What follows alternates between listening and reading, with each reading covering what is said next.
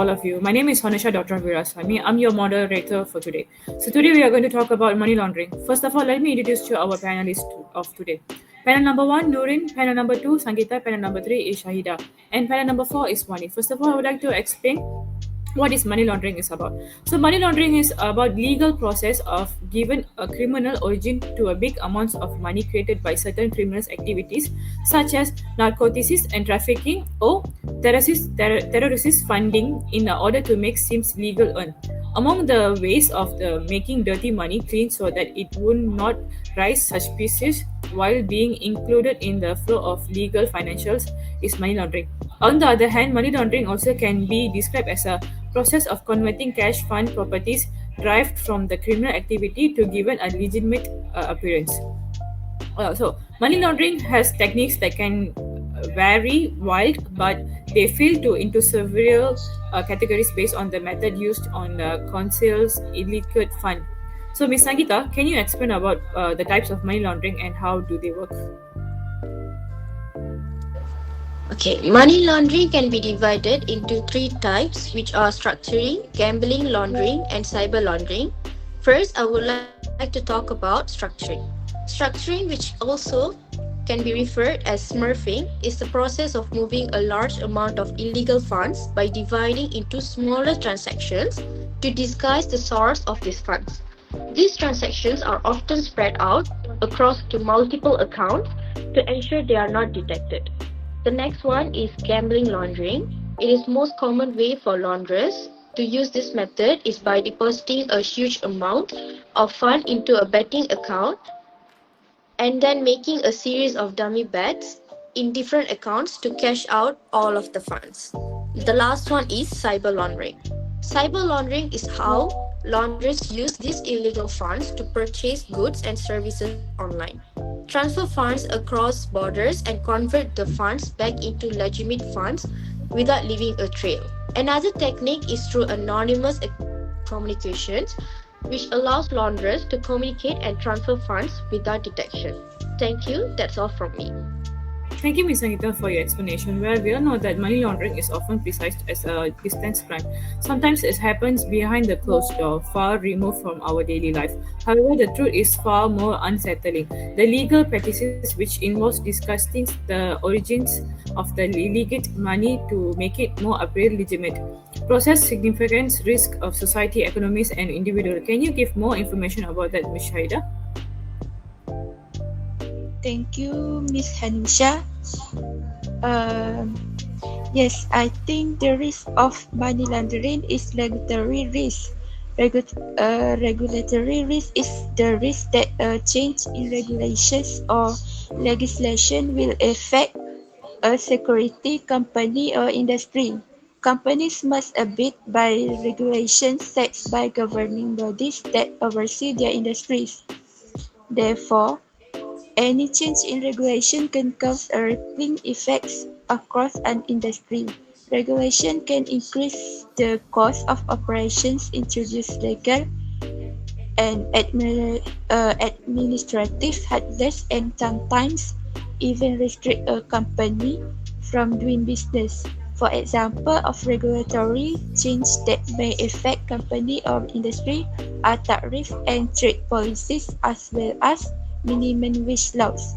Next, money laundering damage financial sector in institution critical from economic growth, promoting crime and corruption that slow economic growth and reducing efficiency in the real sector of the economy.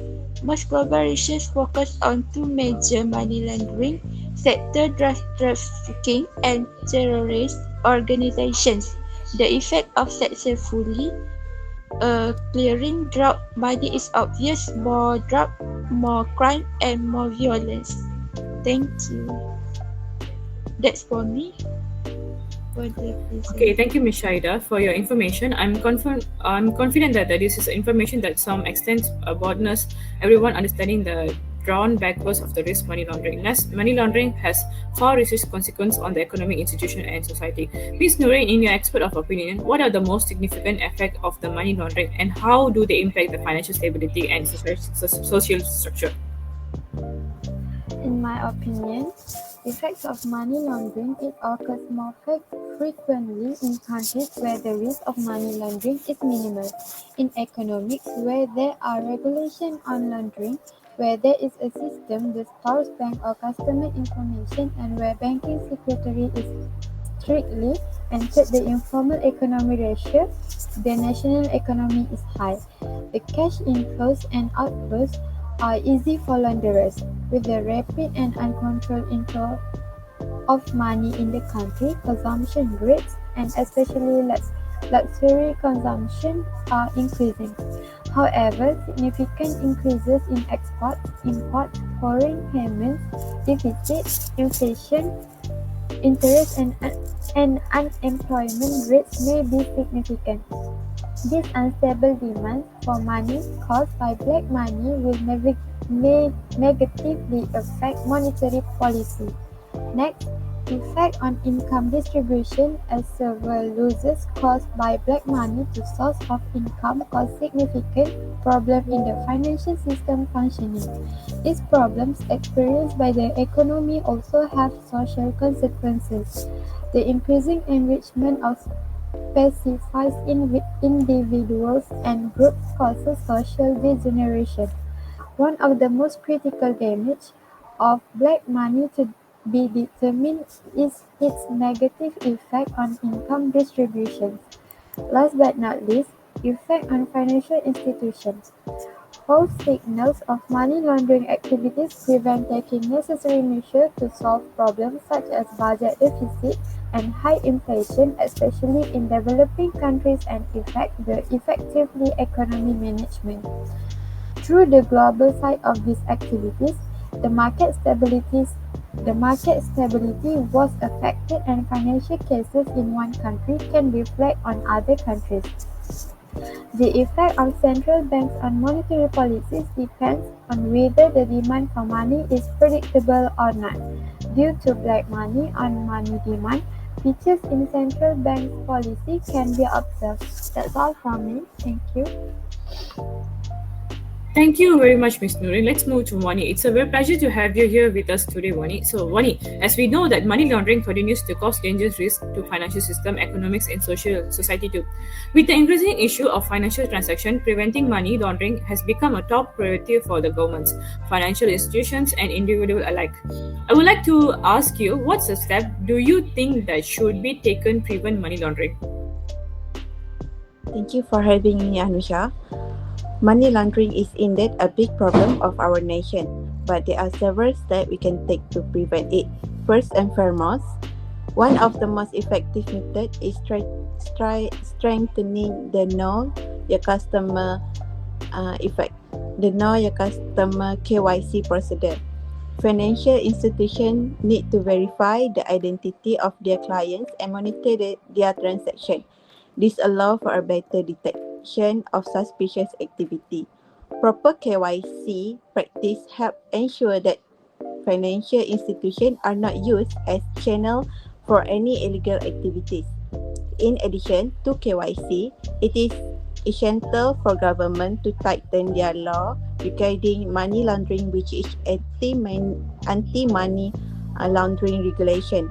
It should be regularly updated to keep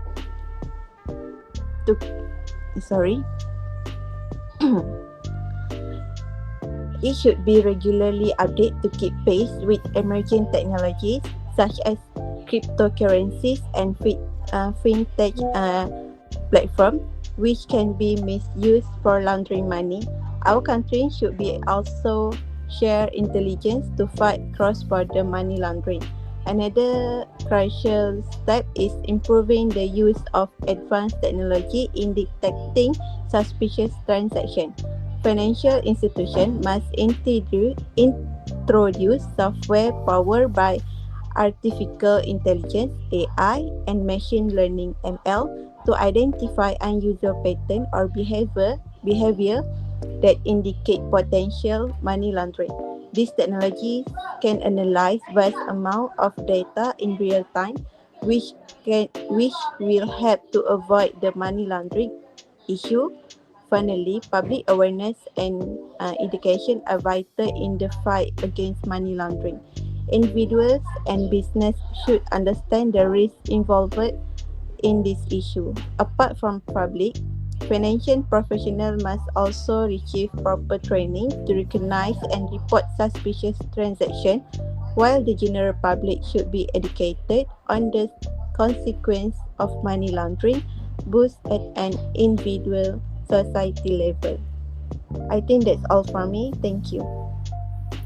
Thank you, Wani, for your response. It has been clear that everyone part is important as we to tackle money laundering. However, money laundering is involving with crimes finding a new way, often making it harder for authorities to track them. In conclusion, preventing the money laundering is not simple task, but it is an essential one of the safeguards the integrity of a financial system worldwide. As Wani mentioned, international collaboration, technologies, innovations, and regulators' improvements are vital to the staying ahead of these criminal activities. It is not only about enforcing laws but also creating a better world for our future generation. Only with a united force can we hope to reduce the dangerous impact of the money laundering on a global economy and society. That's all from me. Thank you, all of you.